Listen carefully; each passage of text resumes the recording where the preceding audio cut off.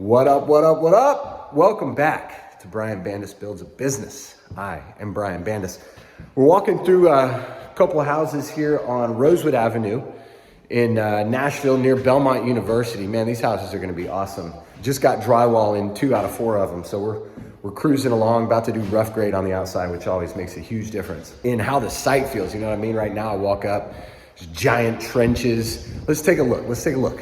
That is what the site looks like right now. So I'm ready for some rough grading. Hey, so we're gonna continue the top 5 challenges or top 5 problems that real estate developers face with part 2 today. And part 2 is, I need money. You need money to do a deal. And that is true. You do need money to do a deal. It doesn't have to be your money though. And that's what we're gonna talk about. Before we do that, before we dive in, as always, if you're getting something out of this, hook me up with one of those, and one of those, ba-bow! And one of those, and let's do it.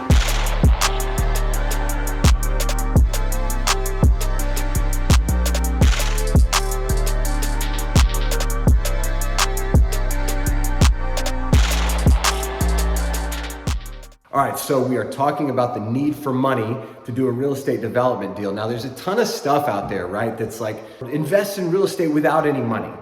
What they really mean is without your money. It's very hard to do it with no money. It just means you're using someone else's, and there's a lot of ways to do that. Heck, if you go to the bank and get a normal 20% down conventional loan for a rental property, you're still doing it with the bank's money. So there's a lot of ways to do it without your own money. In fact, you can really do it with 0 of your own money with enough planning and preparation and communication, and we'll talk about that. So let me just say, before I dive into all this, there's no possible way for me to cover every different way to structure a deal financially, every different source of money for a deal. There's I don't know, probably infinite options, but I'm gonna cover sort of a few prominent options that most people use. Then right at the end, I will sort of share the structure of my deals, or especially the structure of the first deals I did, for the first year or two, where I was using very little or none of my own money. Ultimately, to do a deal, you really need 1 or 2 things. Number 1, you need cash.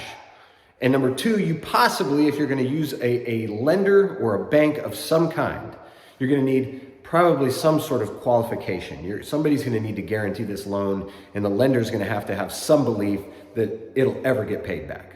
So you need money, you need qualification. All right, so let's start. There's a few basic sources of money that we can consider. Number 1 is any of your own money. Pros and cons would be, the pros are that you have a lot of agility. You see a deal, you can make a move. You don't have accountability. You're not answering to investors or even to a bank, right? You can sort of do whatever you want. But the cons would be, you have very limited leverage. If you're using only your own money, then your ROI is low, your leverage is low, and you're only going to be able to do a very limited number of deals. Even if you have a bunch of cash, it's finite, and it takes quite a bit of money to do one of these deals. And so you're going to be really limited to maybe 1, 2, 3, 4 if you got a lot of cash.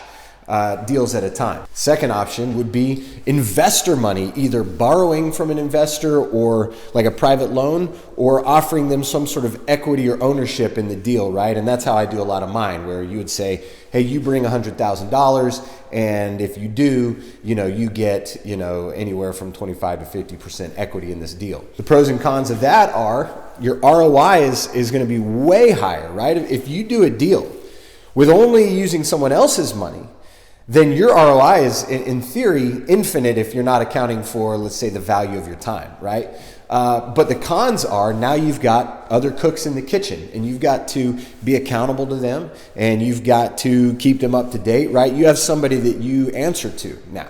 Third option, really obvious one, is just a traditional bank loan. And I do a lot of my stuff using traditional commercial construction loans.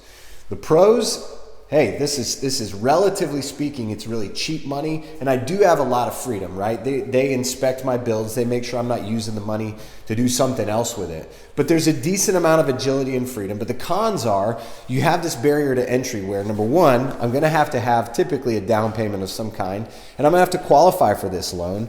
And there is a little bit of laboriousness to it, right? Every time I want to, let's say I've done $50,000 of work and I need to go pull $50,000 from the loan to pay for it. A lot of times it's going to take a couple days. They're going to inspect the project before they give me the money. So certainly not the same agility you would have with just using your own money.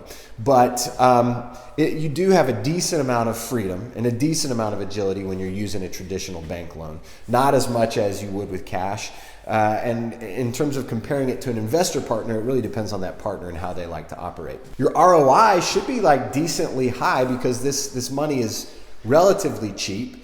And, you know, obviously depending on what your down payment is, that's going to affect what your ROI is, but you should do pretty well in terms of how hard your money's working. A fourth option is like a hard money loan, right? A private loan. I guess I mentioned that before, but a hard money loan is specifically somebody typically who is a real estate investor or has a background as a real estate investor, and now they're bringing cash. Instead of flipping the house or building the house, they're just going to bring cash. They're going to loan it to you for, you know, a handful of points up front, anywhere from 2 to 5 percentage points up front, and anywhere from, let's call it 8 to 15% ROI. I mean, it varies widely, and this could be anything from an individual in your market who has a bunch of money all the way up to, you know, deals that you put together with hedge funds and stuff like that.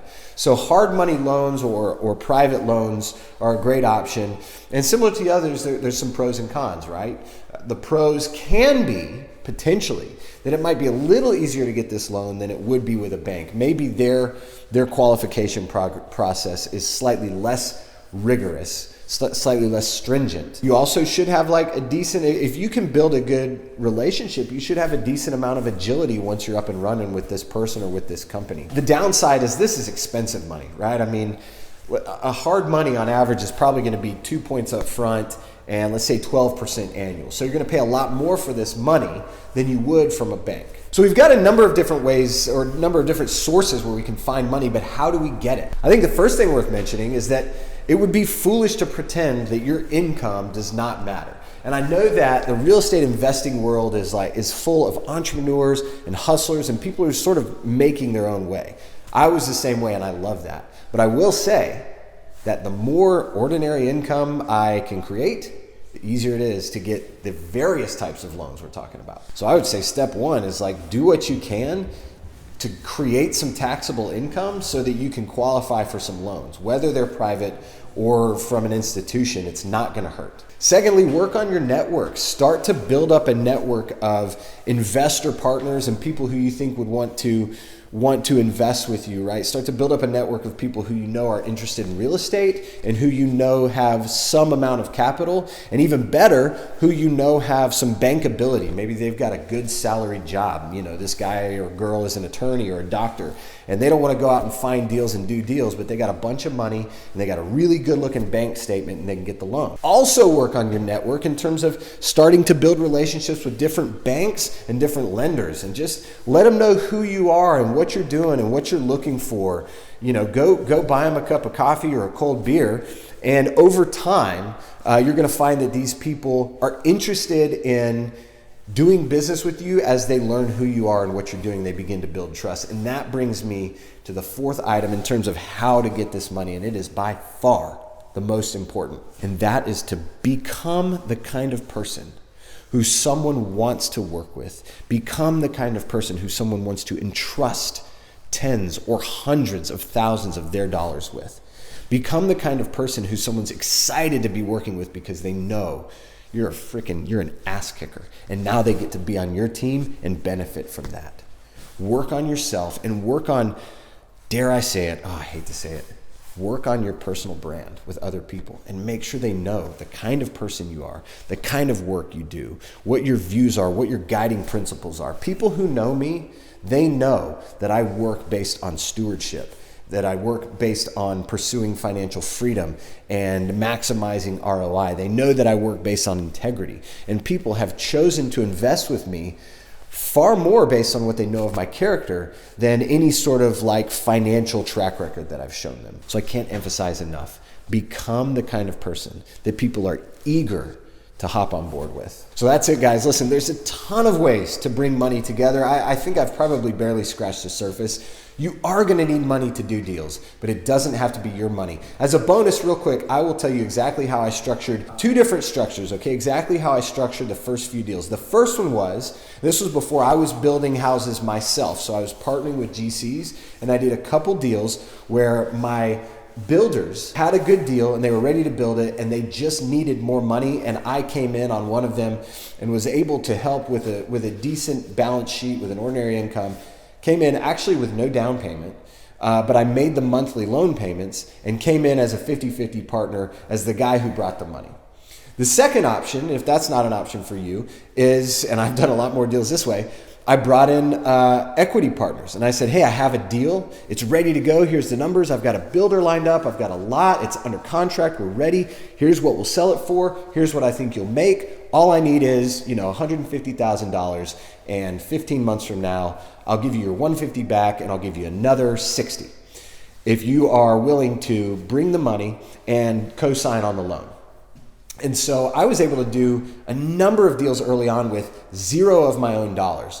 That's a heck of an ROI. In fact, there's a video, boom, right there, about how I did this deal with this massive ROI with minimal money of my own in it. So y'all go check it out. So many ways to structure deals. You've got to get creative, but the number one thing is becoming the kind of person and making sure people know your character so that they say, you know what? I want to do business with that girl. I want to do business with that guy. I know the kind of person they are.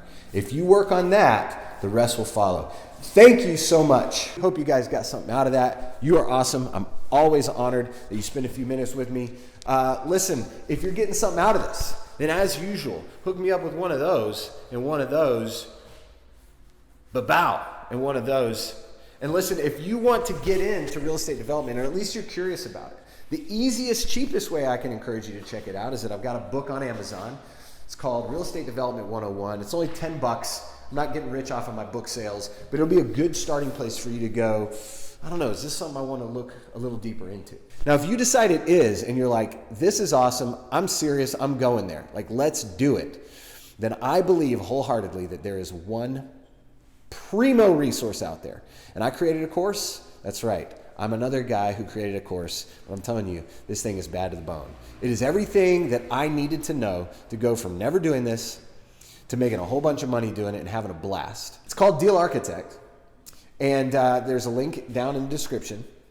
It's like almost 40 videos. There's audio recordings of conversations with investors. There's pro formas, everything that I could think of that I needed that would be helpful for me to start doing this. I tried to jam it into this course. So listen, it is not for people who are kicking tires. It's for people who are serious about doing this. But if you are, I don't think there's a better resource. Go check it out. Guys, thank you so much for hanging out, and I'll see you in a week.